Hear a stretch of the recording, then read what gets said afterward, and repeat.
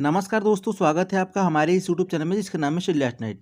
दोस्तों, आज की वीडियो में मैं आप लोग को डिटेल में बताने जा रहा हूं कि सहायक शिक्षक दस्तावेज सत्यापन के समय आप लोग के पास कौन कौन से दस्तावेज होने बहुत ज़्यादा ज़रूरी है।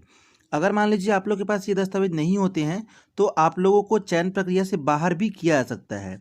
तो इसलिए इस वीडियो को अंत तक ध्यान से देखिएगा ताकि आप लोग को सारी चीज़ें क्लियर हो सके। देखिए, इसमें पहला है आयु से रिलेटेड कि दिनांक 1/1/2023 की स्थिति में आपकी जो आयु है वो 21 वर्ष से कम नहीं होनी चाहिए और 40 वर्ष से ज़्यादा नहीं होनी चाहिए।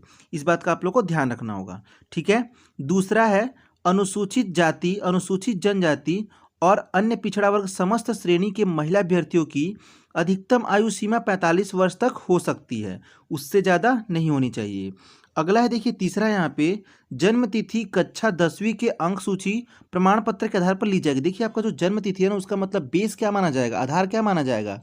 10वीं का जो आपका अंक सूची होगा ना उसमें जो डेट ऑफ बर्थ होगी वो आपका आधार माना जाएगा। देखिए, यहाँ पे दस्तावेजों का अनिवार्य रूप से परीक्षण किया जाना है। इन दस्तावेजों का पहला इसमें कक्षा 10वीं की अंक सूची, कक्षा 12वीं की अंक सूची और उसमें कितना न्यूनतम परसेंट होना चाहिए, न्यूनतम 45% अंक उसमें होना चाहिए। अगला है, देखिए तीसरा डीएड डीएलएड उत्तीर्ण का प्रमाण पत्र, आपको डीएड या फिर डीएलएड उत्तीर्ण होना पड़ेगा, ठीक है। चौथा देखिए यहाँ पे अभ्यर्थी को प्राथमिक स्तर की टीईटी परीक्षा उत्तीर्ण होना चाहिए। जो टीईटी परीक्षा होती है ना वो आपको उत्तीर्ण होना चाहिए। अगला है छत्तीसगढ़ मूल निवासी प्रमाण पत्र आपके पास होना चाहिए, तभी आपका सिलेक्शन जो होगा आगे के लिए हो पाएगा। अगला है अनुभागीय अधिकारी राजस्व द्वारा जारी स्थायी जाति प्रमाण पत्र आपको लगेगा। अगर मान लीजिए आप कोई ओबीसी या फिर एसटी एससी में आते हैं ना तो आप लोग को ये सब सारी चीज़ लगेगी।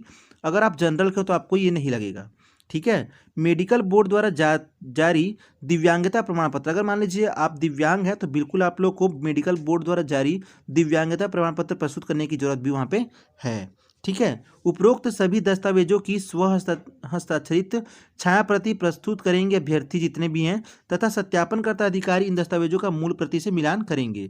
आप लोग को सबका फोटोकॉपी करना होगा और सब में साइन करना होगा सेल्फ अटेस्टेड करके, और जितने भी अधिकारी होंगे वहाँ पे सत्यापनकर्ता वो लोग आपका जाँच करेंगे मूल दस्तावेज के साथ।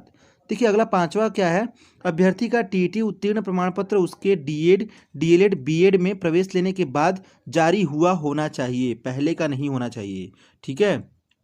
अगला है जाति प्रमाण पत्र अनुभागीय अधिकारी द्वारा ही होना चाहिए। कोई भी मतलब ऐसा नहीं होना चाहिए जिसमें मतलब शंका हो या फिर संदेह हो, ऐसा कुछ भी नहीं होना चाहिए। व्यापम द्वारा शिक्षक भर्ती का परिणाम दिनांक 2/7/2023 को जारी किया गया है, अतः अभ्यर्थी के समस्त दस्तावेज जो है वो 2/7/2023 के पूर्व जारी हुआ होना चाहिए। देखिए, जितना भी आप लोग दस्तावेज सबमिट करेंगे ना वहाँ पे डॉक्यूमेंट सबमिट करेंगे वो कब के होना चाहिए, 2/7/2023 के पूर्व जारी होने चाहिए, मतलब कि 2 जुलाई के पहले के होने चाहिए। अगर मान लीजिए 2 जुलाई के बाद का होता है तो वो अमान्य कर दिया जाएगा। अगला यहाँ पे देखिए अन्य पिछड़ा वर्ग श्रेणी के अभ्यर्थी आय प्रमाण पत्र भी संलग्न करेंगे कि आपका जो वार्षिक आय है वो कितना है, आपको संलग्न वहाँ पे करना पड़ेगा। पूर्व से शासकीय सेवारत कर्मचारी नियोक्ता विभाग का अनापत्ति प्रमाण पत्र संलग्न करना पड़ेगा। और देखिए 10वां है लास्ट, भूतपूर्व सैनिक अपने सेवानिवृत्ति का प्रमाण पत्र प्रस्तुत करेंगे। जितने भूतपूर्व सैनिक होंगे ना तो वो जो मतलब कब काम किए थे, उनका सेवानिवृत्ति हो चुके हैं वो, तो उसका प्रमाण पत्र भी उनको प्रस्तुत करना पड़ेगा। और देखिए यहाँ पे देखिए आप लोग के पास अभिलेख सत्यापन प्रपत्र है जिसको आप लोग को फिलअप करके वहाँ पे ले जाना होगा। तो ये आप लोग को मिलेगा कहाँ से, तो आप मेरे टेलीग्राम चैनल पे जाके इसको सर्च कर सकते हैं, वहाँ पे मैंने ये चीज़ अपलोड की हुई है, तो बिल्कुल आप लोग वहाँ से ये चीज़ जाके देख सकते हैं।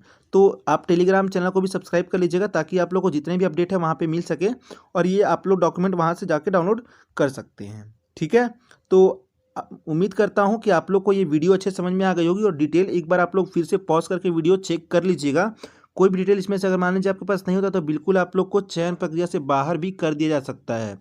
तो बिल्कुल इस चीज़ को क्रिटिकलिटी को इसको समझिए और इसके अनुसार ही आप लोग डॉक्यूमेंट अपना तैयार कर लीजिए। जो नहीं होगा उसको भी आप लोग बनवा सकते हैं, ठीक है। तो आप लोग इसका एक बार ग्रोथ थ्रू कर लीजिएगा, टेलीग्राम चैनल से भी आपको एक बार अच्छे से पीडीएफ डाउनलोड करके समझ में आ जाएगा, ठीक है। तो दोस्तों फिलहाल के लिए इस वीडियो में बस इतना ही, मिलते हैं नए वीडियो में एक नए अपडेट के साथ। Thanks for watching this video.